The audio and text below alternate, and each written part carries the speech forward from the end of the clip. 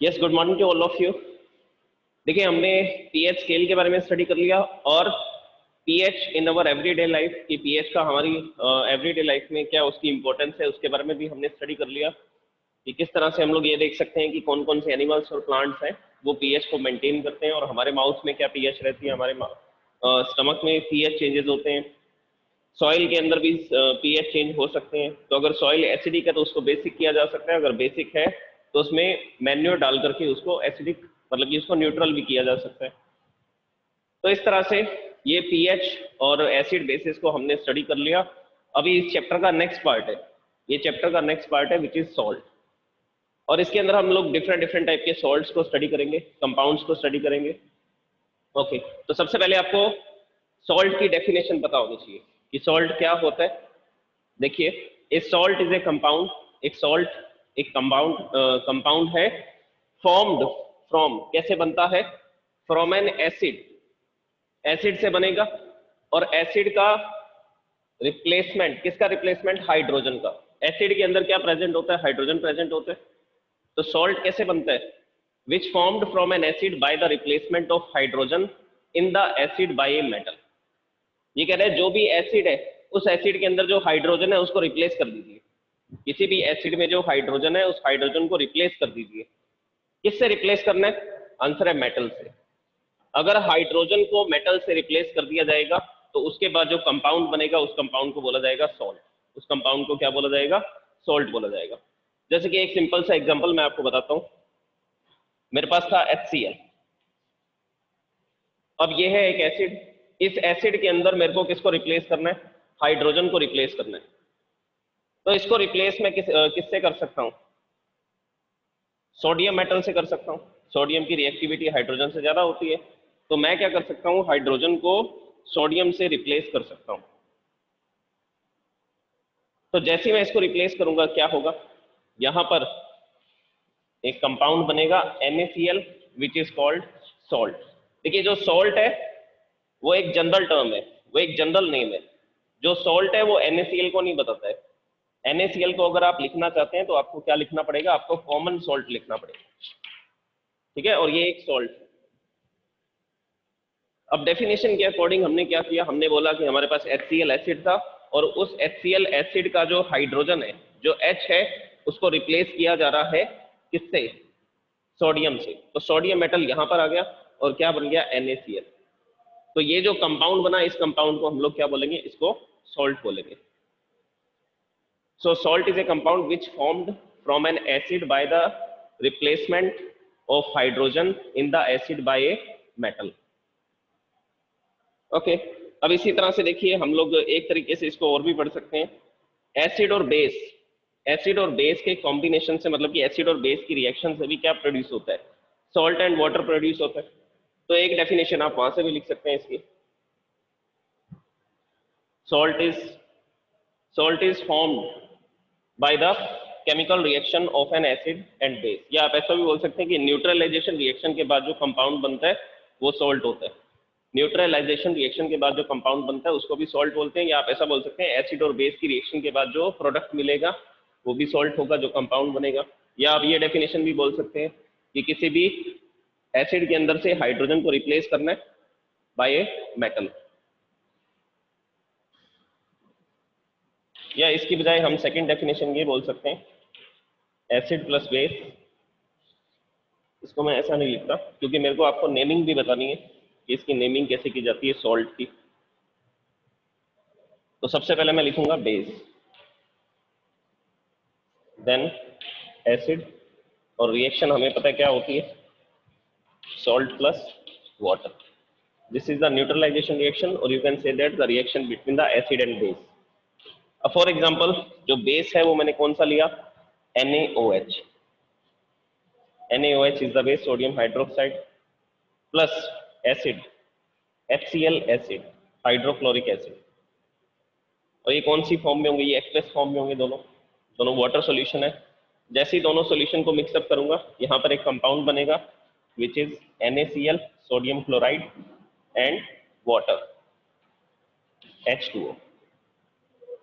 Okay, अब देखिए definition के अकॉर्डिंग वही तो हो रहा है, एसिड का जो हाइड्रोजन था उसके प्लेस पर कौन आ रहा है, उसके प्लेस पर सोडियम आ रहा है, क्योंकि सोडियम की रिएक्टिविटी ज्यादा है हाइड्रोजन से, तो ये हाइड्रोजन को यहाँ से रिप्लेस कर देता है, उसको हटा देता है और सोडियम खुद यहाँ पर आकर के जुड़ जाता है और NaCl बन जाता है। तो ये केमिकल रिएक्शन हुई इसके अंदर। अच्छा, अब इसकी नेमिंग कैसे की जाती है, तो नेमिंग के बारे में समझ लीजिए।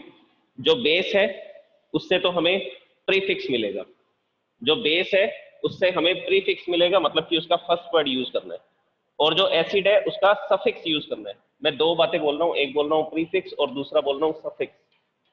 प्रीफिक्स मतलब कि पहले जो लगाया जाएगा, और सफिक्स मतलब कि नाम के बाद में क्या आएगा, जो लास्ट वर्ड होगा वो क्या होगा, प्रीफिक्स एंड सफिक्स। तो प्रीफिक्स कहां से उठाना है, मेटल से, और मेटल किस में प्रेजेंट होता है, मेटल प्रेजेंट होगा बेस के अंदर।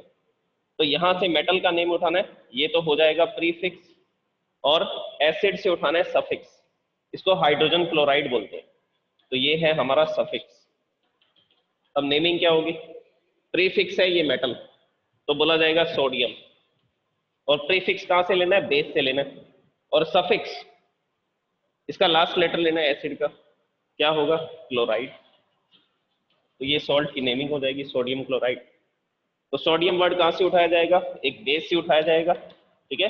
बेस के अंदर जो मेटल प्रेजेंट है उसका प्रीफिक्स यूज करेंगे, जो बेस है उसका प्रीफिक्स यूज करेंगे, और जो एसिड है उसके नेम का सफिक्स यूज करेंगे। तो इन दोनों के कॉम्बिनेशन से सॉल्ट का नेम बन जाएगा, इन दोनों के कॉम्बिनेशन से क्या बन जाएगा, सॉल्ट का नेम हम लोग क्रिएट कर देंगे। ओके, ये हुआ नेमिंग के बारे में, इसके नॉमेनक्लेचर के बारे में कि नामकरण कैसे किया जाएगा।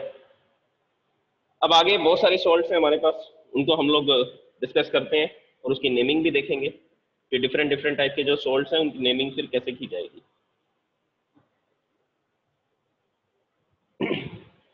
अच्छा, अब एक और बात सुन लीजिए, जो HCl एसिड से सॉल्ट बनेंगे, जो HCl एसिड का यूज करके सॉल्ट बनाए जा रहे हैं उनको क्लोराइड्स बोलते हैं। उनको क्या बोला जाता है, उनको क्लोराइड्स बोला जाता है। तो मैं यहाँ पर कुछ वर्ड्स लिखता हूँ, salts of HCl, salts of HCl are known as chlorides. Second, salts of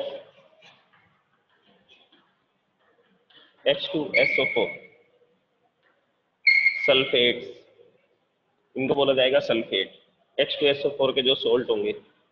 third है HNO3, nitric acid, salts of HNO3 nitric acid, इसके जो सॉल्ट्स होंगे उनको नाइट्रेट्स बोला जाता है, उनको क्या बोला जाता है, नाइट्रेट्स। नेक्स्ट, नेक्स्ट जो हमारे पास सॉल्ट होगा वो होगा कार्बोनिक एसिड का।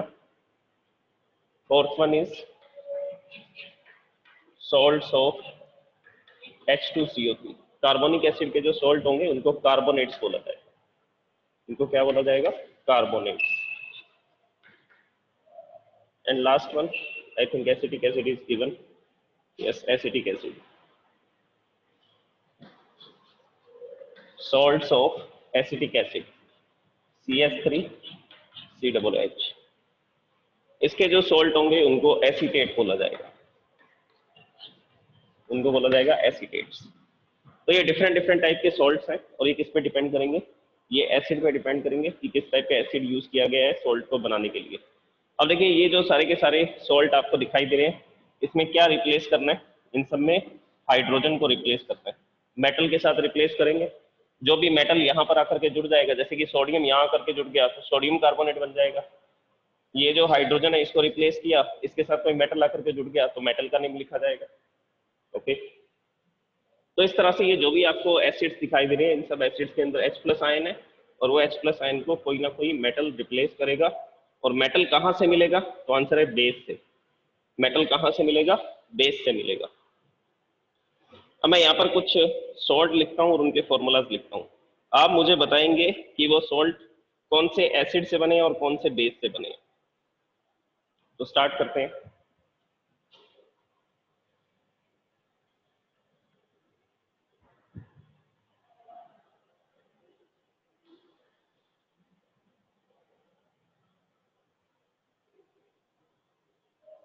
और इस टेबल के बेसिस पर मैं आपको बताऊंगा कि स्ट्रॉन्ग एसिड है या वीक एसिड है। तो कुछ सॉल्ट लिखते हैं।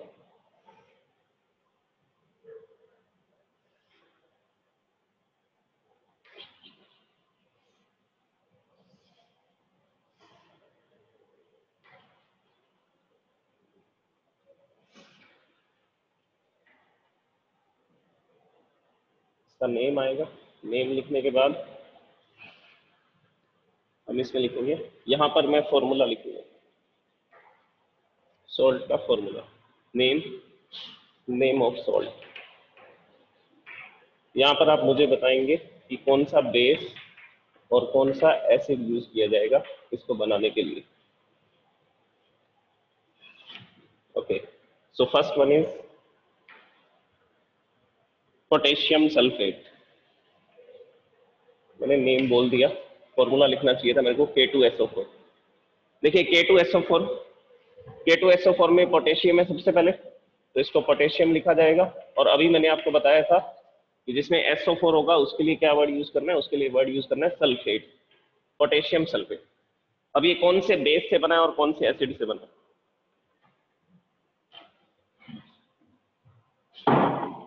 Yes Khivar Sachdev. Good morning sir. Good morning, बताइए कौन से सर, एसिड से बना है? जब हम इसे वाटर में डिसॉल्व करेंगे तो H2SO4 और KOH रिलीज करेगा। इसको वाटर में डिसॉल्व करेंगे? क्या मतलब ऐड करेंगे इसमें, इस वाटर को इसमें? नहीं, मैं बोल रहा हूँ ये सॉल्ट कैसे बना नेचर में, ये सॉल्ट सर कैसे बना? H2SO4 और KOH जब हाँ एक साथ हाँ, रिएक्ट करते हैं। यस यस, आपको ये बोलना है कि सर जब KOH के अंदर हम लोग कौन सा एसिड मिलाएंगे, H2SO4 मिलाएंगे, तब ये सॉल्ट बनेगा। Sir it is acidic salt because H2SO4 is a strong acid. Strong acid. और KOH it's a weak acid sir, weak base. Weak base है, स्ट्रॉन्ग बेस नहीं है क्या KOH? KOH strong base sir है आपका। है, लेकिन H2SO4 ज्यादा स्ट्रांग है, स्ट्रांग एसिड है देखा जाए हाँ तो जी, कंपेयर टू KOH। हाँ जी, यस सर, ओके। यस। अब देखिए मैं नेक्स्ट लिखता हूँ। नेक्स्ट सॉल्ट देखिए क्या होगा, sodium sulphate, Na2SO4। This is known as sodium sulphate.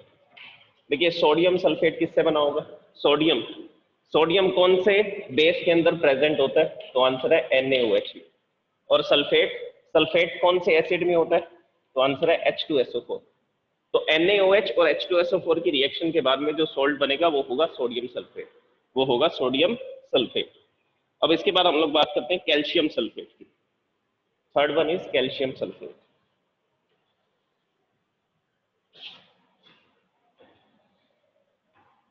CaSO4, it is known as calcium sulphate. Calcium sulphate कैसे बनेगा? कौन कौन से एसिड और कौन कौन से बेस का यूज करेंगे? Yes Yuvraj. Sir calcium hydroxide plus H2SO4। Yes very good, calcium hydroxide and H2SO4। क्योंकि कैल्शियम मेटल कौन से बेस से मिलेगी? कैल्शियम हाइड्रोक्साइड से, जिसमें कैल्शियम प्रेजेंट होगा।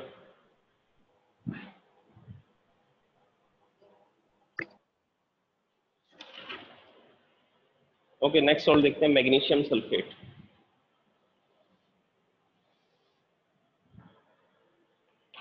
Next salt is magnesium sulphate which is known as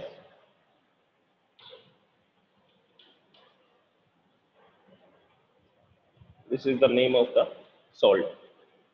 अब कौन सा बेस है, कौन सा एसिड है?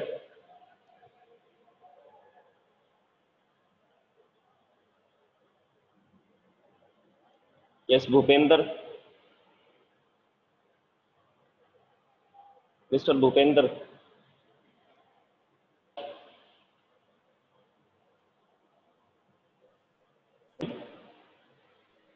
Sir MgOH whole twice, magnesium yes, hydroxide ये तो प्लस बेस होगा, H2SO4 magnesium hydroxide base and plus plus H2SO4। H2SO4। Yes, sulphate लिखा हुआ है तो कौन सा एसिड है? H2SO4 होगा। अब इसी तरह से और भी सॉल्ट्स को हम लोग डिस्कस कर सकते हैं, जैसे कि मैं आपको NaNO3 के बारे में बताता हूँ। Fifth salt is NaNO3।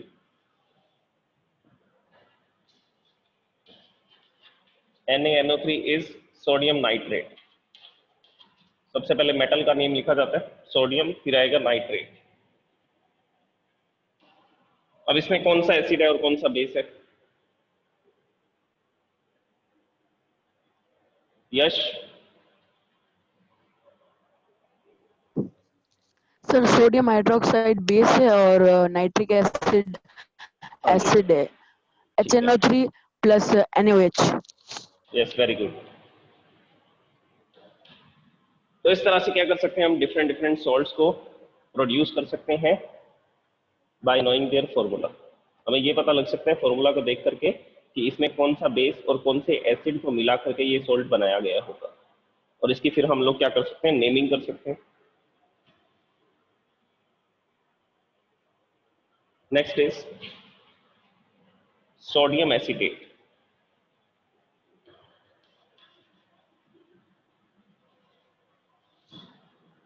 Next salt is sodium acetate.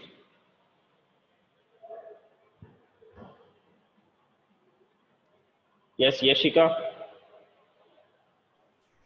Sir इसमें एसिटिक एसिड है और NaOH बेस है। हाँ, सोडियम जहां पर आ गया मतलब कि सोडियम हाइड्रोक्साइड, और एसिड कौन सा होगा, एसिटिक एसिड। अब एक एग्जांपल और देख लेते हैं, थोड़ा डिफरेंट। Sodium carbonate.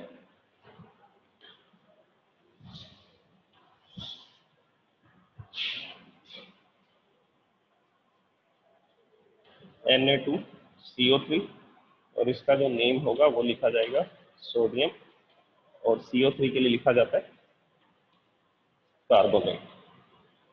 अब इसमें कौन सा एसिड है और कौन सा बेस है?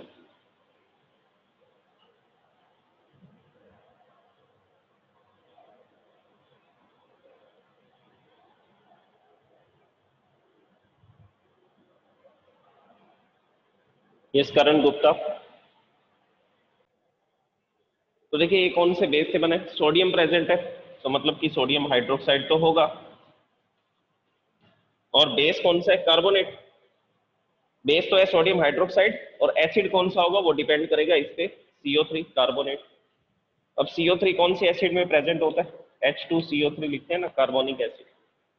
तो ये स्ट्रॉन्ग बेस है, वीक एसिड है, तो ये जो सॉल्ट बनेगा इसका नेचर होगा बेसिक। इसका नेचर कैसा होगा, ये बेसिक नेचर का सॉल्ट होगा, जो लास्ट वाला मैंने लिखा। अब देखिए इसके बेसिस पे मैं आपको पीएच बताता हूँ, सॉल्ट की पीएच क्या होगी, कैसे आप लोग इसको याद रख सकते हैं।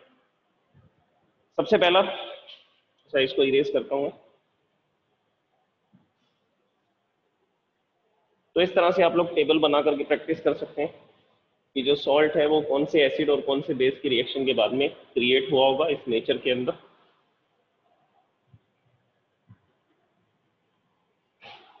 यहाँ पर हम लिखते हैं pH of the salt.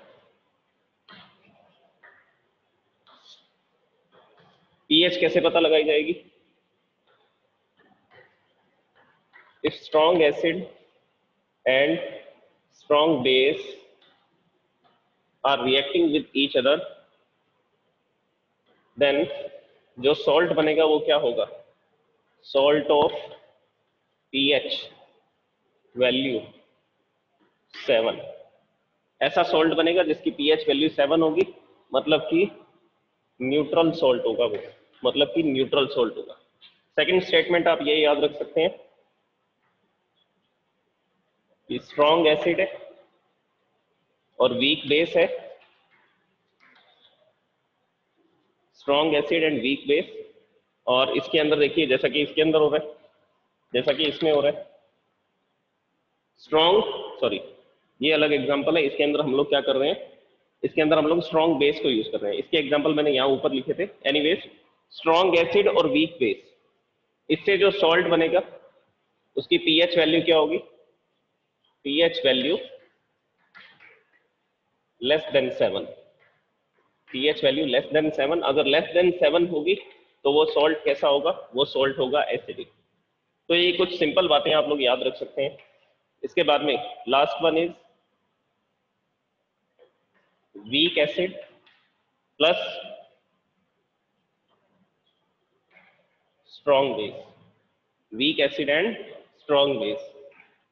Strong base है जैसा कि ये वाला एग्जांपल है, इसमें देखिए ये दोनों एग्जांपल इसी के हैं, ये दोनों एग्जांपल इसी के हैं। इसमें देखिए सोडियम हाइड्रोक्साइड स्ट्रॉन्ग बेस है, और ये एसिटिक एसिड और कार्बोनिक एसिड ये दोनों के दोनों वीक एसिड है।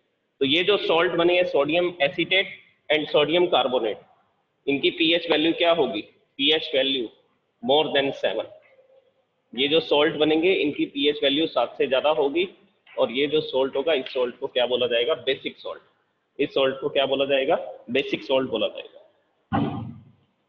तो इस तरह से ये स्टेटमेंट्स आप लोग याद रख सकते हैं कि अगर strong acid strong base react कर रहे हैं तो उस केस में क्या होगा? पीएच वैल्यू अप्रोक्सीमेट 7 के आसपास आएगी। और अगर स्ट्रॉन्ग बेस है वीक एसिड है, स्ट्रॉन्ग बेस है वीक एसिड है जो कि 3rd नंबर पे लिखा गया है, पीएच वैल्यू मोर देन 7 होगी। और अगर स्ट्रॉन्ग एसिड है और वीक बेस है, और अगर स्ट्रॉन्ग एसिड है जो 2nd में लिखा गया स्ट्रॉन्ग एसिड है और वीक बेस है, उस केस में पीएच होगी लेस देन 7। लेस देन 7 का मतलब है कि वो सॉल्ट कैसा होगा? वो सॉल्ट एसिडिक होगा। ओके, तो इस तरह से हम लोग सॉल्ट के बारे में लिख सकते हैं कि वो एसिडिक होगा या बेसिक होगा। इसके बाद में देखिए नेक्स्ट टॉपिक हम लोग देखते हैं फैमिली ऑफ द सॉल्ट्स। कि सॉल्ट की फैमिली कैसे होती है, किस तरह से हम लोग इसकी फैमिली को डिसाइड कर सकते हैं। अगर उसमें कैटायन और एनायन सेम है, मान लीजिए आपके पास 2 सॉल्ट है, उन 2 सॉल्ट के अंदर अगर कैटायन सेम है तो भी वो सॉल्ट फैमिली आएगी, तो भी वो सेम फैमिली के होंगे। अगर उनके एनायन सेम है तो भी वो सेम फैमिली के होंगे। तो यहाँ पर हम लोग अब डिस्कस करते हैं family of the salt.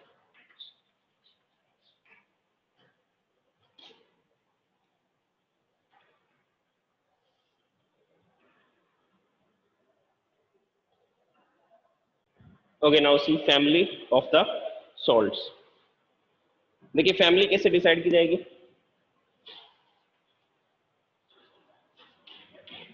Same cation और सेम एनायन है। अगर पॉजिटिव आयन और नेगेटिव आयन अगर सेम है तो उस केस में वो सेम फैमिली के होंगे। जैसे कि इसके एग्जांपल देखिए, फर्स्ट एग्जांपल आप लोग बोल सकते हैं सोडियम सॉल्ट्स। सोडियम सॉल्ट, क्योंकि इसमें सब में सोडियम आयन सेम है, पॉजिटिव आयन सेम आएगा। जैसे कि NaCl, sodium carbonate caustic soda जिसको बोलते हैं। Next sodium hydrogen carbonate. इसके बाद में देखिए नेक्स्ट ये सोडियम सॉल्ट है क्योंकि इन सब के अंदर सोडियम आयन जो है वो कॉमन आ रहा है। उसके बाद आएगा क्लोराइड सॉल्ट। क्लोराइड सॉल्ट, इसमें जो कॉमन है मैं उसको अंडरलाइन कर रहा हूँ, sodium sodium and sodium. Chloride salt में क्लोराइड कॉमन होगा, NaCl, ZnCl2 ये भी लिख सकते हैं आप। जिंक क्लोराइड ये भी एक सॉल्ट है, इसमें क्लोरीन ये जो क्लोराइड है वो कॉमन है। इसके बाद में NH4Cl अमोनियम क्लोराइड, इसमें भी क्लोरीन है। तो ये सारे किसके एग्जांपल हैं? ये सारे के सारे क्लोरीन सॉल्ट है, क्लोराइड सॉल्ट बोल सकते हैं इनको, क्लोराइड सॉल्ट है। KCl भी लिखा जा सकता है। सल्फेट सॉल्ट्स नेक्स्ट फैमिली आएगी, सल्फेट सॉल्ट्स। सल्फेट सॉल्ट कौन से होंगे? जिसमें सल्फेट आयन प्रेजेंट होगा, जैसे Na2SO4, A2SO4। ठीक है, तो इस तरह से ये दोनों के दोनों कैसे हैं? ये दोनों सल्फेट सॉल्ट हैं क्योंकि दोनों के अंदर सल्फेट आयन है। और भी एग्जांपल आप लिख सकते हैं इसमें, जैसे कि कैल्शियम सल्फेट लिख सकते हैं, मैग्नीशियम सल्फेट भी लिखा जा सकता है, MgSO4। तो ये सारे सल्फेट आयन है क्योंकि इसमें SO4 नेगेटिव आयन जो आ रहा है, एनायन जो आ रहा है वो कॉमन आ रहा है सबके अंदर। इसी तरह से और भी फैमिलीज बना सकते हैं आप। कैसे बना सकते हैं?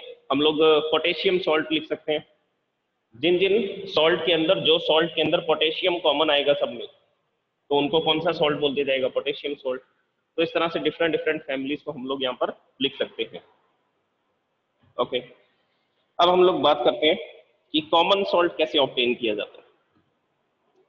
कॉमन सॉल्ट क्या होता है और उसको कैसे ऑब्टेन किया जाता है।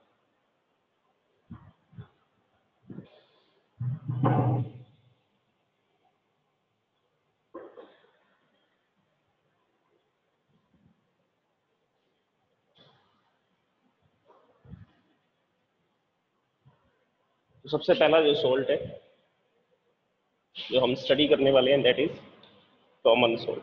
जनरल डिस्कशन कर लेते हैं इसके बारे में, पूरा तो नहीं हो पाएगा ये टॉपिक। कॉमन सॉल्ट जो है उसको सोडियम क्लोराइड बोला जाता है, या आप ये भी बोल सकते हैं कि सोडियम क्लोराइड को कॉमन सॉल्ट बोला जाता है। फॉर्मूला होता है इसका NaCl। ठीक है, अब इसके क्या क्या फीचर्स होते हैं। सबसे पहला, ये सॉलिड की फॉर्म में मिलता है, क्रिस्टलाइन सॉलिड लिख सकते हैं आप। नेक्स्ट, इसका मेल्टिंग पॉइंट जो होता है वो हाई होता है। The melting point is 801 degree Celsius. 801 degree Celsius ये इसका मेल्टिंग पॉइंट है। और कैसे कलर का होता है? व्हाइट कलर का पाउडर होता है, क्रिस्टलाइन सॉलिड होता है। तो ये सब फीचर्स हम लोग इसके अंदर लिख सकते हैं कि सॉल्ट के क्या क्या फीचर हो सकते हैं। इसके अलावा ये कंप्लीटली मिक्सअप हो जाता है वाटर के अंदर, लेकिन आपने वो पढ़ा होगा सैचुरेटेड और अनसैचुरेटेड सॉल्यूशन। तो एक लिमिट तक इसको क्या किया जा सकता है, मिक्स किया जा सकता है इसके अंदर। तो आप ये लिख सकते हैं it is soluble in water, ये वाटर में सॉलेबल होता है।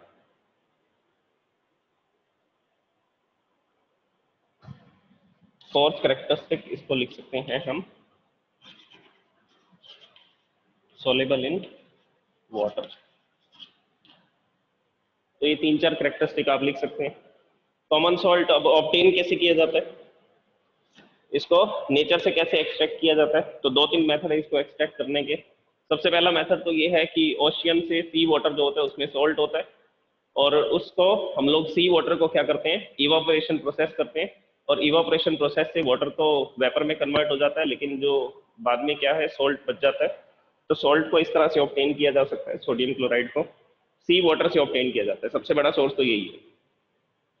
उसके अलावा ये आपको रॉक्स के अंदर भी मिल सकता है, चट्टानों की फॉर्म में मिल सकता है, रॉक्स की फॉर्म में मिल सकता है। उस सॉल्ट को क्या बोलते हैं, उस सॉल्ट को रॉक सॉल्ट बोलते हैं। अब ये रॉक सॉल्ट कैसे बना होगा? तो आंसर है कि पहले उस जगह पर सी वाटर रहा होगा, समुद्र रहा होगा। अब जिस जगह पर सी थी उसमें, जिस जगह पर ओशियन था वहां पर क्या हुआ, सनलाइट की वजह से धीरे धीरे वाटर क्या होता गया, इवापोरेट होता गया। इवापोरेट होते होते उसमें सिर्फ क्या बच गया, सॉल्ट बच गया। और वो सॉल्ट के अंदर कुछ इम्प्योरिटीज थी और वो टाइटली पैक्ड हो गए। अंडर हाई प्रेशर और हाई टेम्परेचर आए तो वो टाइटली पैक्ड हो गए, और वो किस में कन्वर्ट हो गए, वो रॉक में कन्वर्ट हो गए। रॉक में कन्वर्ट हो गए, चट्टान में कन्वर्ट हो गए। तो ऐसे सॉल्ट को हम लोग रॉक सॉल्ट बोलते हैं। और ये जो रॉक सॉल्ट होता है ये ब्राउन कलर का होता है। ब्राउन कलर का क्यों होता है? क्योंकि इसमें क्या होती है,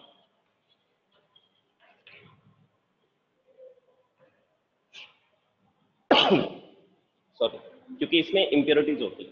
क्योंकि इसमें क्या होती है, इम्प्योरिटीज।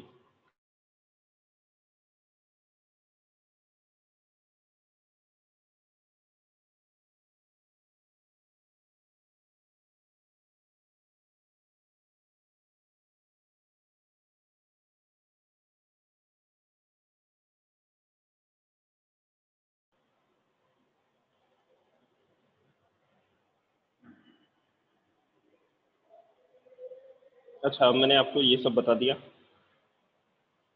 कि जो सॉल्ट है वो सी वाटर से ऑब्टेन किया जा सकता है by the process of evaporation. और उसके साथ साथ जो सॉल्ट है वो रॉक की फॉर्म में मिलता है, तो उसको रॉक सॉल्ट बोलते हैं। ब्राउन कलर का होता है क्योंकि उसमें इम्प्योरिटीज प्रेजेंट होती है। क्योंकि उसमें क्या प्रेजेंट होती है, इम्प्योरिटीज। और कैसे बना वो, जो सीज हैं, जो ओशियंस हैं, वो ड्राइड अप हो गए, सूख गए। तो सूखने के बाद जो सॉल्ट है वो धीरे धीरे किस में कन्वर्ट हो गया, रॉक में कन्वर्ट हो गया। तो NaCl की एक पूरी की पूरी रॉक बन गई, चट्टान बन गई, उसको रॉक सॉल्ट बोला जाता है। तो इसको ऑब्टेन करने के लिए पहले उसको पीसेस के अंदर ब्रेक डाउन किया जाता है, फिर इसको यूटिलाइज किया जाता है, रॉक सॉल्ट जो होता है। अच्छा, इसका यूज क्या है सोडियम क्लोराइड का? तो देखिए, सोडियम क्लोराइड जो है वो डिफरेंट डिफरेंट सब्सटेंसेस की प्रिपरेशन के काम में आता है। कौन कौन से सब्सटेंसेस बनाने के काम में आता है? Baking soda. बेकिंग सोडा की प्रिपरेशन में हम इसका यूज करेंगे। Second, washing soda. Washing soda की प्रिपरेशन में भी इसका यूज किया जाएगा। ओके, इसके बाद sodium hydroxide NaOH, caustic soda, इसकी प्रिपरेशन में भी NaCl का यूज करते हैं। इसके बाद में इसका सेकंड यूज जो है वो कॉमन यूज है, वो हम लोग घर पर करते हैं।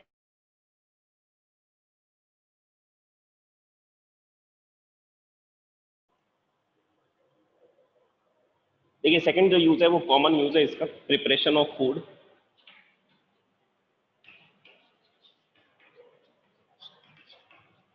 प्रिपरेशन ऑफ फूड, फूड की प्रिपरेशन में इसको यूज किया जाता है। उसके साथ साथ इसको प्रिजर्वेटिव के रूप में भी यूज किया जा सकता है, जैसे कि जो मीट होता है, फिश मीट होता है, या तो उनके ऊपर क्या करते हैं, सॉल्ट लगा करके रख देते हैं। सॉल्ट लगा करके रखने से क्या करते हैं, उसको प्रिजर्व किया जा सकता है, कुछ 2-3 दिन के लिए उसको प्रिजर्व कर सकते हैं सॉल्ट लगा करके।